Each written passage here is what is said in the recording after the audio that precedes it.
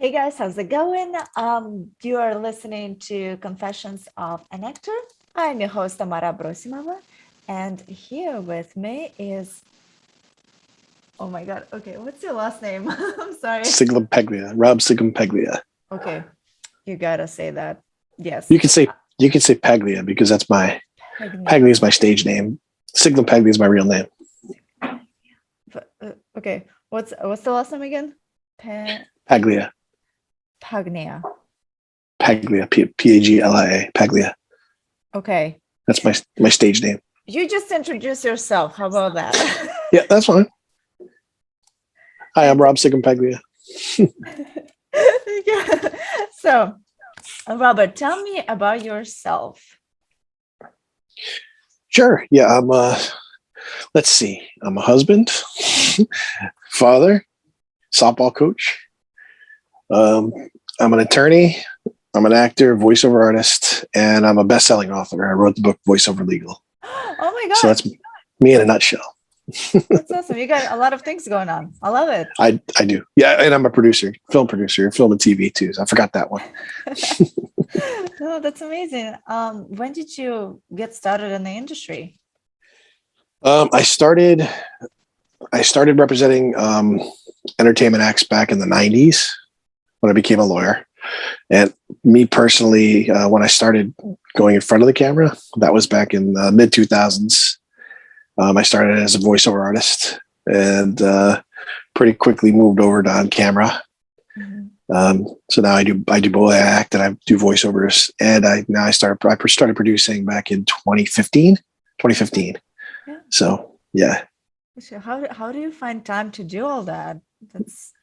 I mean, they all pretty much one complements the other. You know what I mean? So they all are all together. You know, it all stems from the legal stuff. Like that's where I learned everything. You know, from being a lawyer for productions and being a lawyer for artists. So I learned the business legal end first, and then I went into the creative side, and it's a lot more. It's a lot harder on the creative side than it is on the business side. I mean, I'm sure a lot of artists would maybe disagree with me on that one, but it really is a lot harder on the creative side for me anyway. So, yeah. So, and you're a lawyer in like productions. Like, how does it work exactly? Well, I started out as I represented musical acts, so I would go over all their contracts, and if they were getting signed by an agent or a manager, I'd review any record contracts, record deals that they had, pretty much any legal agreement that they had. And then I started representing filmmakers. So, it could be something like where, like a big distributor like Universal would send me something asking me to verify underage actors to make sure all the paperwork is done properly. It could be something like that. Or it could be something where I'm doing the entire film, where I'm doing like all of the paperwork from beginning to end, from doing all the pre-production all the way to distribution, doing all those contracts and all the paperwork and union, getting things done with the union, their paperwork. So it depends on, every job's different. So that's very interesting. Kitty. Yes. I had to kick one of my cats. So I have two cats. Draco, he's the older one, and smaller one, Dexter. He's very hyper, like a young one. And I have to lock him up in the room for like 30 minutes just so he would like go back and forth. But he's fine. He has catnip, so it's fine. Good. He'll be okay for a few minutes. So I was going to ask, why acting? What made you pursue acting specifically? Well, I took a class in voiceovers back. When I started, I decided I wanted to do some kind of creative field. Yeah. So I'm definitely not. I'm not a musician. So I could sing a little bit. I could carry a tune, but I'm not a musician. So, but I have a people keep telling me I have a good voice. So that's how I kind of explored the voiceover field. And I just basically took an adult education class on an introduction to voiceovers, and I got hooked right away. I fell in love with it. So I took more classes in voiceovers. And then, as I got out into the field, people were like, "Oh, you should get your headshot done, and, send it in and see where that goes." Yeah. So that's what I did. I got my headshot and, started sending it around, and I started getting hired. So then I started taking acting classes, and that I jumped in with both feet at that point. And so that's kind of how it evolved. But, I always had that, I was always like an introvert, so I didn't want to go on camera, but then acting really helped me with that. It really brought me out of to be more of an extrovert. I'm still an introvert, but it helps me express myself, and I'm not nervous going in front of people, or, obviously going on camera and things like that. So that acting helped me with all of those things, and of course I'm a lawyer, so going up in front of a jury and judge. So that's where the acting helped me in that career as well. So that's why I'm saying it kind of complements everything. They're all related. You don't think they're related, but they are. They're all interrelated. All everything I do. Yeah. So. No, it's amazing. And for voiceovers, like, what websites would you recommend aspiring voiceover artists to register at? Like, what websites to use? I mean, there's so many Facebook groups out there for artists that have questions, like voiceover community. That's like there's a lot of new voiceover artists that go there on Facebook and ask questions. So I would definitely recommend that. There's websites like Voice123 where you can get auditions. That's where I got my first gig. It was off of Voice123. So if you just want to start auditioning, that's a way to go. Yeah. Just anyone could go on there. But if you don't have training or you don't have a demo, it's tough, because then you're competing with other people that are in the field already, or have been in the field for a while. So it's kind of, you have to kind of ease your way into it a little bit, or you at least take classes, I think, in order to get up to speed so that you can compete. So yeah, there's so many websites. There's so many. Some I don't recommend and some I do. So like Voice123 is one I'd recommend. Badalgo, that's another one to get jobs on. Of course, Backstage and Actors Access, those are staples. Like every actor should be on those, especially Actors Access. Like that's the biggie. Like, yeah. So all of those, I mean, they should, any actor or a voiceover actor should get a profile on Actors Access for sure. But they can go on as many as they want and put their profile out there. Exposure is a good thing. It is, yes. And do you personally audition for certain characters for voiceovers, and then for different characters for acting? Or is it, do you audition? Yeah. I mean, some voiceovers are pretty straightforward. They're, like commercials. So you're just doing, announcing, or, you're playing a dad or something like that. So if you're doing, like, I used to do audiobook, where you have to do all the characters in the book. Ooh. But it takes a lot of time. So I stopped doing those because I just don't have that kind of time anymore. Yeah. Then, of course, animation, video games, there's characters that you're playing all the time. So, I mean, but for me, they don't really overlap. Like my acting characters they're different from the voiceover, except for maybe like playing a dad. That's like kind of, it's kind of general character. Those overlap. But I mean, as every project's different. So the character's not going to be the same that goes throughout. There's going to be something that's different from the character in every project. So. Yeah. And do you remember what was your most memorable experience on the set? Yeah, I've had many of them. So that's the one thing I love about acting, is that it when you go on set, you're transported to a different time, a different place, and it's a different life. So that's the one thing that I really love about it. If you're doing it right, you forget about reality while you're, it's an alternate reality that you're living when you're acting. So, there's been lots of times. I mean, pretty much everything I've done has been memorable. I really haven't had many bad experiences on set, but a couple that stand out I was in a Super Bowl commercial. So that was, that whole experience was so much fun. From shooting it all the way, to when it aired on the Super Bowl. That was awesome. I was in Enchanted, and actually, Disney's Enchanted, back in mid 2000s. And that's how I actually jumped into acting with both feet, because I was working as an attorney full time at that point in time, and I was doing acting and voiceovers part time. Yeah. So I was working for a law firm, and I really didn't like the job working for that firm. And so I got I got an offer to do Enchanted for 13 days as a featured background. Okay. And I told my wife, and she's like, I was like, I can't do this. I don't have any more vacation time left. I got to work. And she's like, quit that job. She's like, quit that stupid job. She's like, that's right.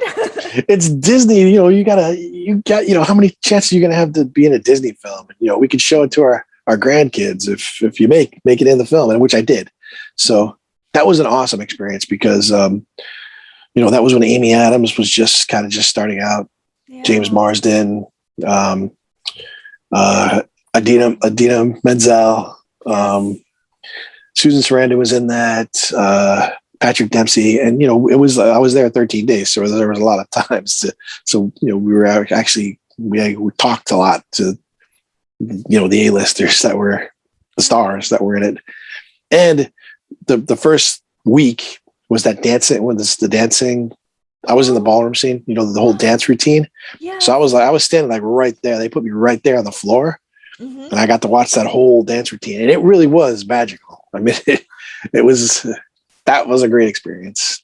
So, and then, there's a couple other ones I've had. I did American Gangster, mm-hmm. and I was just standing there like one of the extras, and Ridley Scott, or I get this tug on my shirt, yeah. And I look over it, and it was Ridley Scott. Oh my God. And he'll like come over to me, and he wanted me to be put a tux on and be a press photographer and go sit up ringside.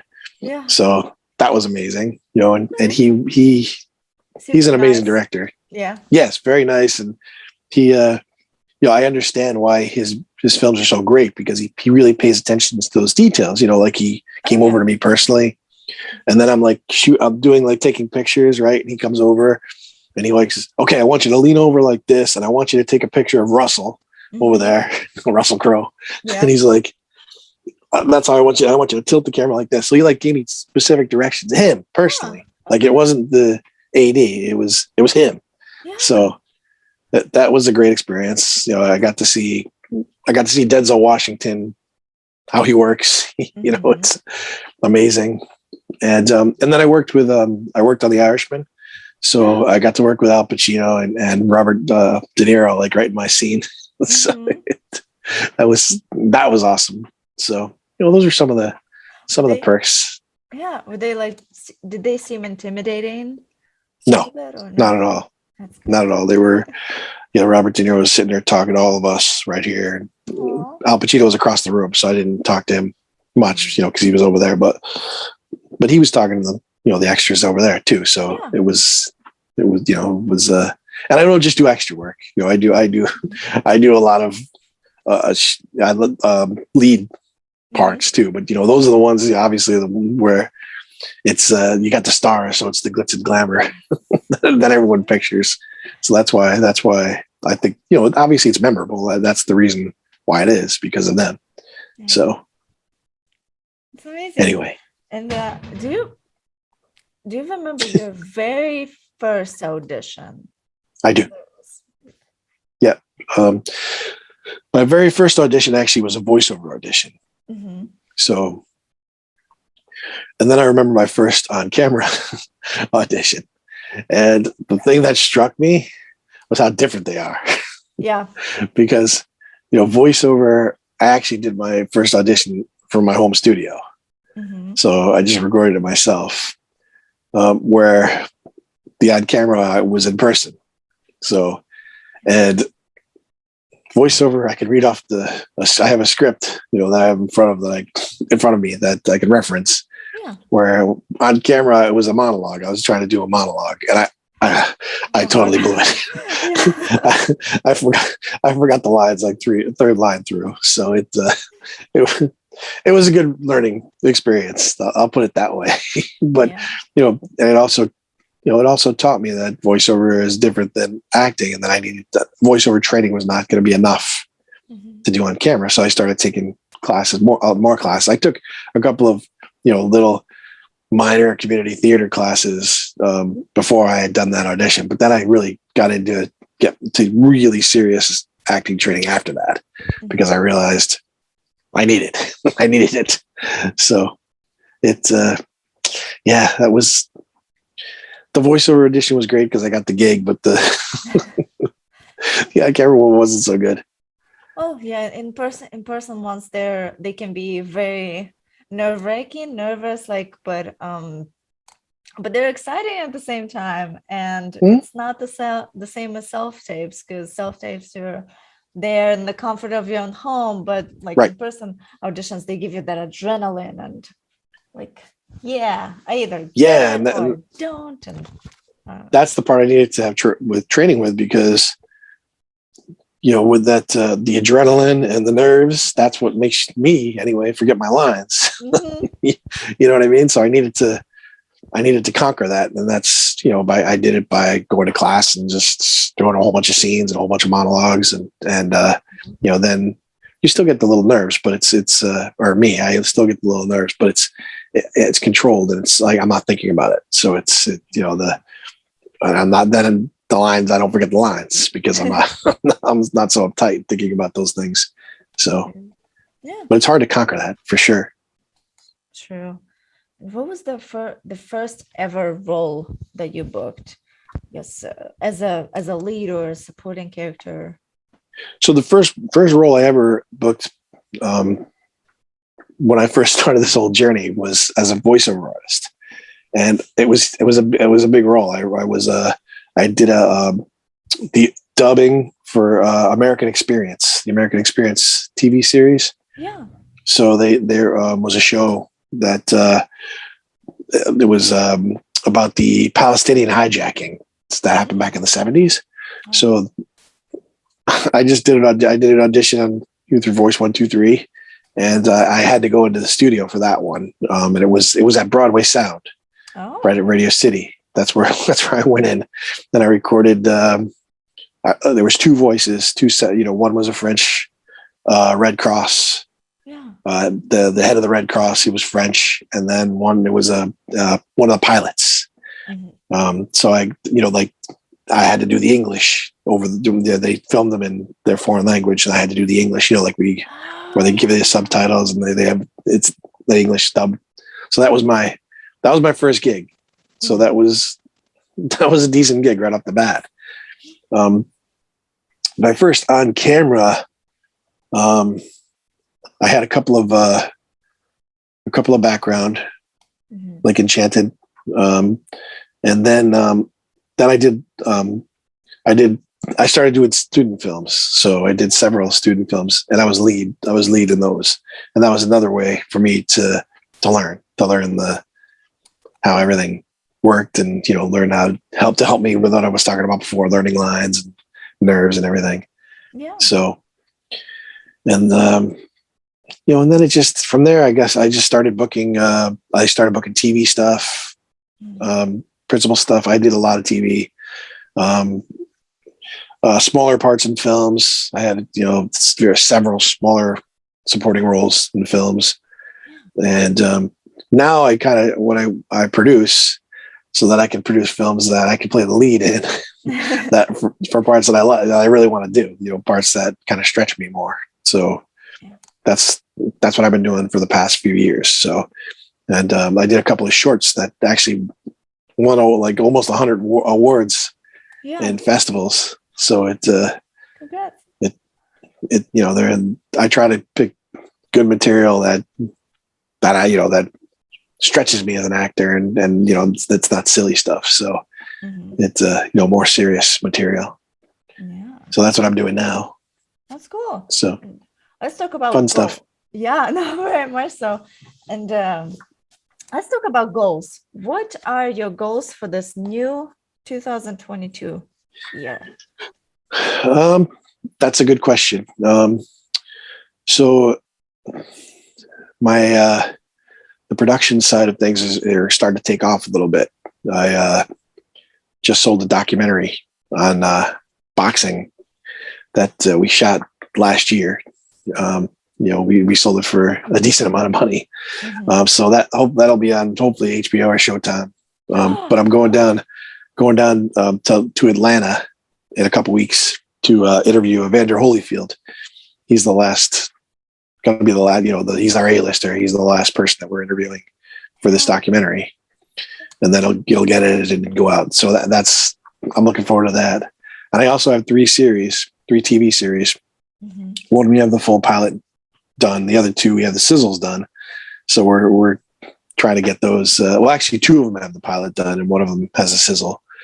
And we're trying to sell those too. So I'm hoping one of those hits, this year.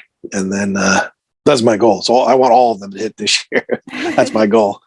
If one of them hits, that's great. But my goal is to have all of them find airtime. And then I just got one called Container Masters that got put up on Tubi. That just happened a couple weeks ago. Yeah, so that's my first series that got picked up. So the production side's going pretty well. Yeah, I would say. And I'm in all of those things too. So it's obviously it's gonna be I'm kind of riding the coattails of my production as an actor. You know what I mean? So that's kind of how but I do audition all the time. So but it's just what I've learned over the years is auditioning. It's like hitting the lottery. It really is. Oh yeah. You know what I mean? You do it because that's the business, but it's not a good map for building a career. It's just doing auditioning because it's just completely out of an actor's control as to whether or not they're going to pick you or not. So it's good for staying on top of your game and good for practicing and good for staying in front of the casting directors, but it's not a good way to build a career, in my opinion. So I gotcha. Yeah. And the last question for today is, what advice would you give to aspiring actors? Nice, good question. So yeah, I get asked that a lot. Like, people that want to get into the business, what advice would I give them? And the one thing that the one thing I always say is that acting is not one of those things where you say, I'm going to try this out for a year and see if it fits. And if I like it, I'll stay in. And if if I do well, I'll stay in. If I don't, I'm going to get out. Like, acting it's a lifetime choice. Like, it's a career choice that it's got to be part of it's got to be something you're passionate about and that you love, and it's got to be part of your being. So if you're trying to just get into, for the money or for the fame or for whatever, you're going to fail miserably. You have to, for me, the thing that I learn constantly, it's a lifelong learning process. I learned that. And I also learned that you're basically learning how to be a good human. And you're learning about the human race. Like, you're learning about yourself and you're learning about others. Like that's what you're learning in order to be a good actor. So that never stops. Like, the world's always changing. People are always changing. You're always changing. So you can't just take a few classes and that's it. Like, you have to keep evolving with yourself and the world. And then that's how you evolve as an actor. It all goes together. You can't separate acting from life. So the advice is stay in it for the long haul. Don't treat it as a short term, something that's going to be short term or something that's going to get you, fame or fortune quickly. If you want to do that, then go on TikTok. Yeah. And don't worry about being an actor. Don't worry about learning the craft. Just, do a dance or something. And then I know. That's all you got to do. So, but it's not fulfilling. Like, for me, that's not fulfilling at all. You know what I mean? Yeah. Like if someone goes on TikTok and dances, they become famous. It's nothing. It's nothing. Like, it's, for me, like, this actually, I don't care if I become famous or not. That's not really my goal, but it's still it feels like you're living life. Yeah. Instead of just hanging out. You know what I mean? It really feels like you're doing something meaningful with your life when you're actually actively pursuing an acting career. That's what it feels like to me. Yeah. So that's my advice. Thank you. Hang out. Really good advices. Thank you so much. And yeah, thank you so much for being on the show once again. I've learned a lot for sure. I'm sure others might as well learned. They better freaking learn. Yeah. Yeah, I mean, it's the more every actor. The other thing that I learned about the business is every actor you watch or every actor you talk to, you learn something from. Mm-hmm. Like everyone has a different perspective, and so like you have to have an open mind so you can have all that. You know what I mean? It goes in instead of like you're blocking it away. You can't get so tunnel vision, because that's not going to help you grow as an actor either. So like, that's why I love to do in background at the beginning. Well, I still do a little bit now, every once in a while, like when I got called in for The Irishman, I was like, yes, I'm doing that one. Yeah. So, but it's like, the reason I like it is because I get to sit there and I get to watch all these top actors and see what they do, and it's funny because when you go on to do some of these background parts, like a lot of the extras complain about the food, Oh my God. and I'm like, who gives a F about the food? I'm watching Denzel and I'm watching De Niro and Pacino. I'm watching them do their craft. You can't pay enough money to get that in the class. You know what I mean? It's like you have a free way to learn deep in the crafts, and they're paying you for it. So it's like, why would you complain about the food? Who cares? It's like, so that's why I like doing background, because, if it's something like that where I can observe other actors and how they, and I incorporate a lot of those things into my own acting, a lot of the things that they do because it's, it's the craft, and that's what you're learning, the craft. So. Exactly. Yeah. Always learn the craft. Cool. Well, thank you again so much. This was amazing. Thank you. Thanks for having me. You're welcome. Thank you.